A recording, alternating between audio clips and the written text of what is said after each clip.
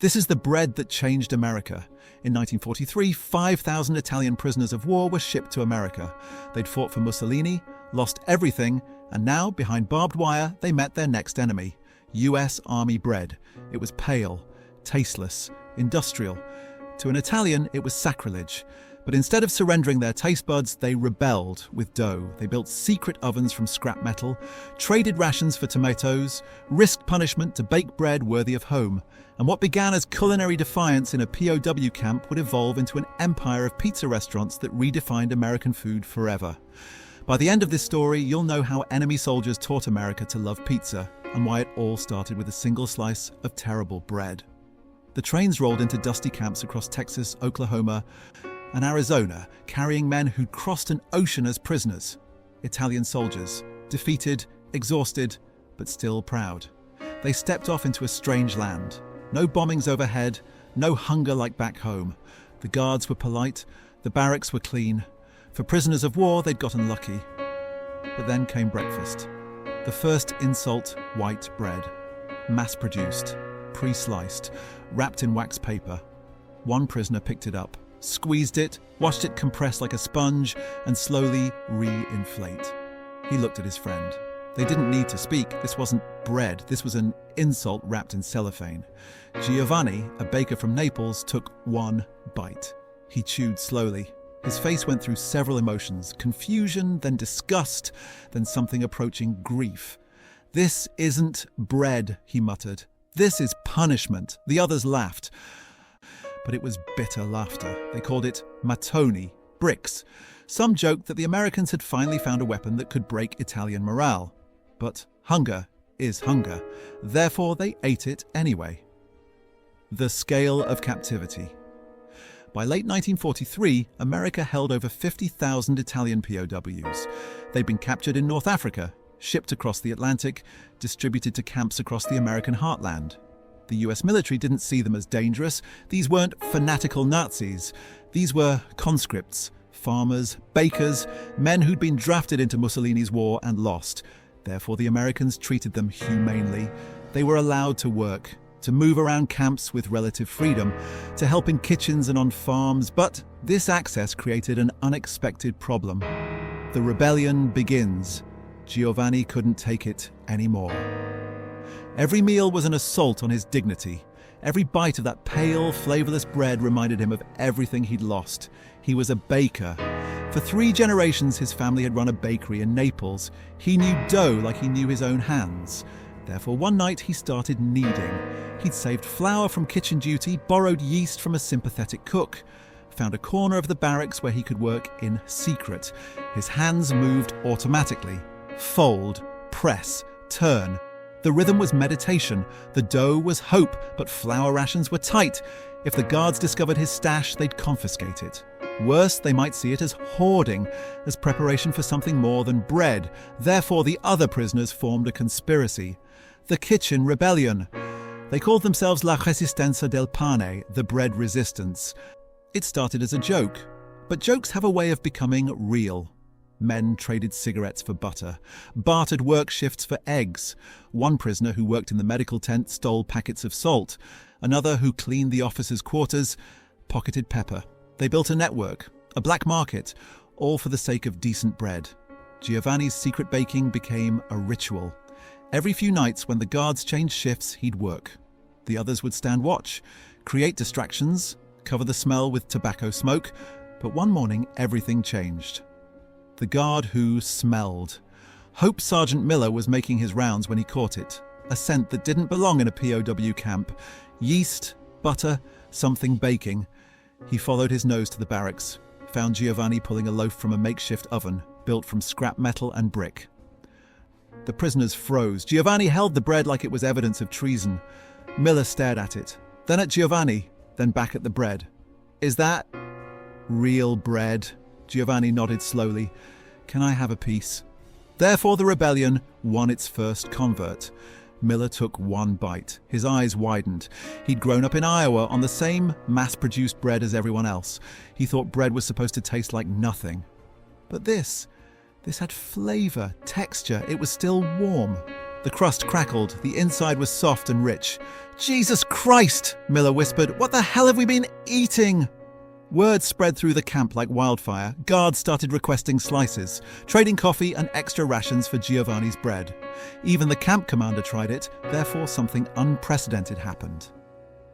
The Americans stopped serving their own bread at the Italian prisoners' tables. They let Giovanni and his team bake instead. Prisoners teaching their captors to cook, enemy soldiers improving American food. The bread they baked in captivity would soon escape the fences. The cooking circles. Within weeks, every Italian POW camp in America had a Giovanni, a baker, a chef, someone who refused to let their culture die behind barbed wire. They organized cooking circles, shared recipes, taught each other regional techniques: Sicilian, Neapolitan, Roman, Tuscan. Food became identity. Bread became rebellion. Every loaf was a small victory against erasure. But the US military started to worry. The fear of fraternization officers noticed guards spending too much time at the Italian kitchens. Noticed civilians from nearby towns showing up at fences, hoping to trade for bread. Noticed that the line between captor and prisoner was blurring. This wasn't how POW camps were supposed to work. Therefore, they made a decision. Move the Italians to agricultural work, get them out of the camps, put distance between them and the Americans they were befriending. But this backfired spectacularly. The discovery. The Italian POWs were sent to farms across the Midwest and Southwest. They picked crops, harvested wheat, worked in orchards and vegetable fields, and they couldn't believe what they found. American tomatoes, huge, abundant, bright red, American wheat, high quality, cheap, American olive oil, available in quantities they'd never seen back home. In war-torn Italy, these ingredients were luxuries. Here, they were everywhere. But they didn't have their wood-fired ovens, they didn't have proper mozzarella, they didn't have the equipment they'd grown up with. Therefore, they improvised the proto-pizza. They used tin sheets as baking surfaces, built fires in pits, stretched dough by hand on whatever flat surface they could find. They couldn't make traditional Neapolitan pizza, but they could make something close. Dough, tomatoes, whatever cheese they could get. Herbs from kitchen gardens, baked over open flame. It wasn't perfect, but it was theirs, and when the farmers tasted it, their minds exploded. Food diplomacy. "What is this?" asked Mrs. Henderson, a farm wife from Nebraska who'd hired 3 Italian POWs to help with the harvest. "Pizza," said Marco, one of the prisoners, "is normal food from Napoli." "It's incredible," she said. "Can you make more?" Therefore, the Italians started cooking for the families who employed them, for neighbors, for church gatherings. Small American towns that had never heard of pizza suddenly had Italian POWs making it in their backyards. The locals couldn't get enough. They'd bring ingredients, ask for recipes, sit and eat with men who technically were enemy soldiers. But the military noticed. The question of control officers were baffled. Why were civilians lining up at farms where POWs worked? Why were church ladies bringing flour and tomatoes to prisoners? This wasn't fraternization, this was friendship. And friendship with the enemy was complicated. But they also noticed something else. Morale was high, productivity was up, the Italians worked harder, the Americans were happier. Food was doing what propaganda couldn't. It was building bridges. Therefore, command made an unusual decision. They'd allow it. Limited cultural cooking, supervised gatherings. The Italians could share their food because taste was winning the peace faster than any treaty could. The midpoint reversal, September 8, 1943. Italy surrendered, changed sides, joined the Allies against Germany. Overnight, the Italian POW's status changed. They weren't enemy prisoners anymore. They were co-belligerents. Allies, technically, but still captive. But they couldn't go home yet. Italy was occupied, half by the Germans, half by the Allies. It was a war zone. There was nothing to go back to. Therefore, the US offered them a deal. Work release programs, they could leave the camps, work on farms, in bakeries, in restaurants, under supervision, but with more freedom. And something shifted in the prisoners' minds, the entrepreneurial spark. They'd spent months or years in America. They'd seen the abundance, the infrastructure, the opportunity. They'd watched American businesses, American farms, American restaurants, and they'd noticed something missing: flavor. American food was efficient, mass-produced, standardized, but it tasted like nothing. Therefore, they started planning. When the war ended, they'd return to Italy. But maybe not forever. Maybe they'd come back, not as soldiers, not as prisoners, as entrepreneurs. The dream takes shape. In barracks and farmhouses across America, Italian POWs had the same conversation. "We could open a restaurant," said Giovanni one night, "here in America." "With what money?" asked another prisoner. "We save, we learn, we make connections. When the war ends, we apply to immigrate properly." "Americans don't know good food," said a third, "but they liked our bread, they liked our pizza." "Exactly," Giovanni said. "We teach them." Therefore, a movement was born. The men who'd come as prisoners started seeing themselves as pioneers.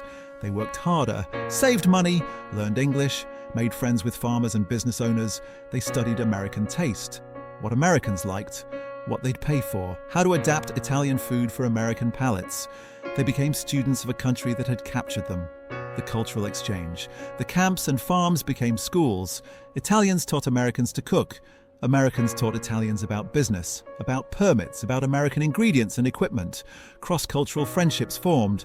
Guards learned to make pasta. Prisoners learned about capitalism. Farm families and POWs ate together, celebrated holidays together. It was strange, unprecedented, beautiful. But the war was ending, and deportation loomed. The farewell. When victory came in 1945, the Italian POWs were sent home. They boarded ships back across the Atlantic, back to an Italy that was devastated, occupied, starving. But they carried something with them. A dream, a plan. They'd tasted America. They'd seen what was possible.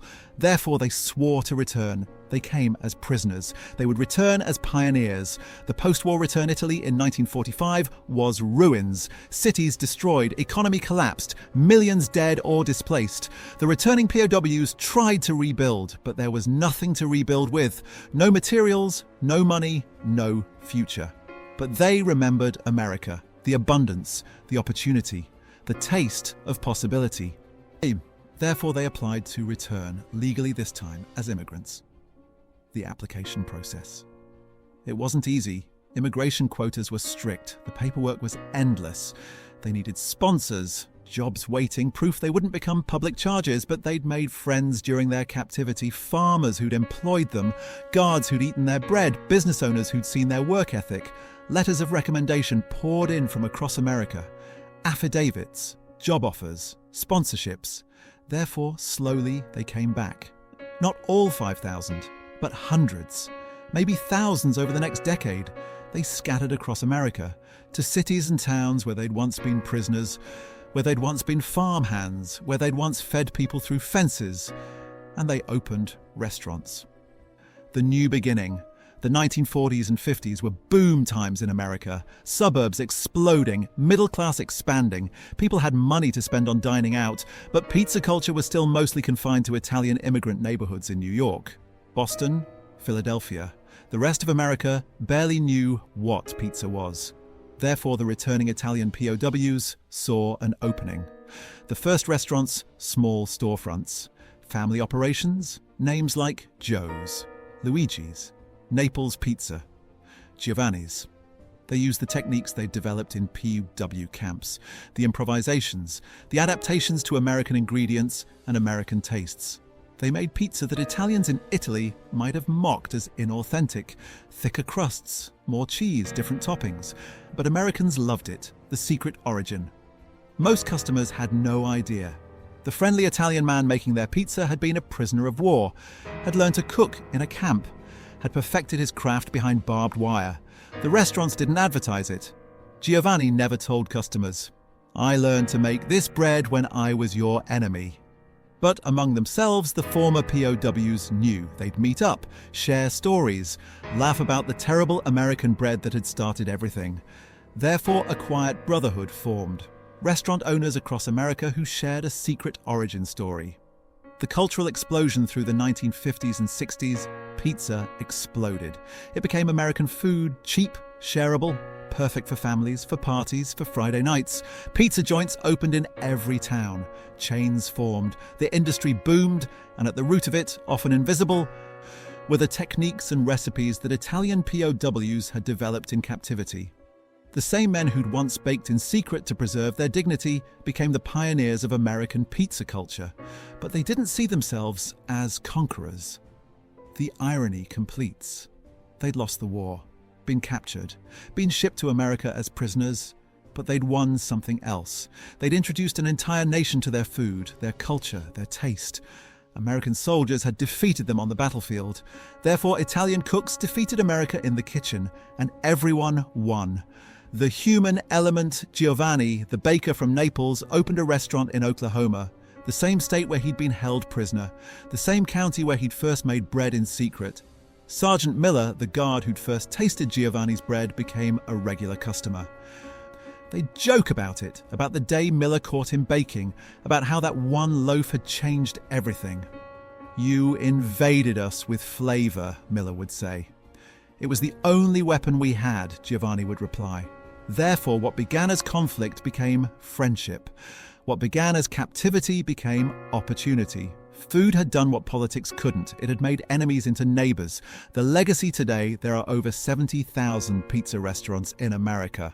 The pizza industry generates tens of billions of dollars annually. Pizza is as American as apple pie. But most Americans don't know the origin story. They don't know about the Italian POWs who couldn't stomach American bread, who built secret ovens, who risked punishment to preserve their culture. They don't know that the pizza joint on their corner might have been started by a man who learned to cook behind barbed wire. But the legacy remains. The deeper truth. This story isn't really about pizza. It's about what happens when you try to erase culture. The Italian POWs could have given up, eaten the terrible bread, forgotten their traditions, assimilated completely. But they refused. Therefore, they rebelled with dough.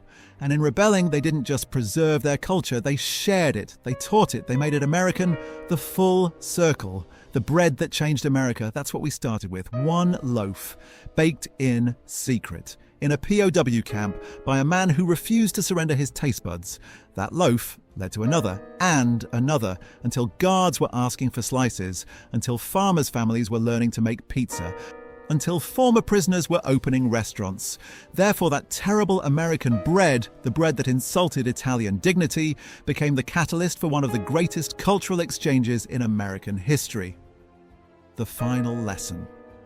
They came as prisoners of war. They left as teachers of taste, and in the process they proved that freedom isn't just political, it's cultural. It's in how we share a meal. The next time you eat a slice of pizza, remember this.